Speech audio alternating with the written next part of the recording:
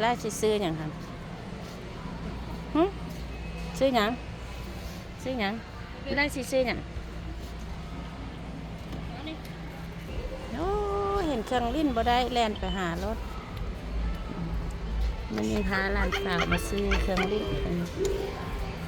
โอ้ยโอ้ยโอ้ยจับอันนั้นจับอันนี้แล้วมักกระเด็นเอาบันนี้เนาะมักกระเด็นเอาบันนี้เนาะเอาอีลาเสียวเนี่ยโอ้ยบกคักเท่าตัวนี้หรอมักหลายวะตัวนี้เอายนต์ได้น่ะ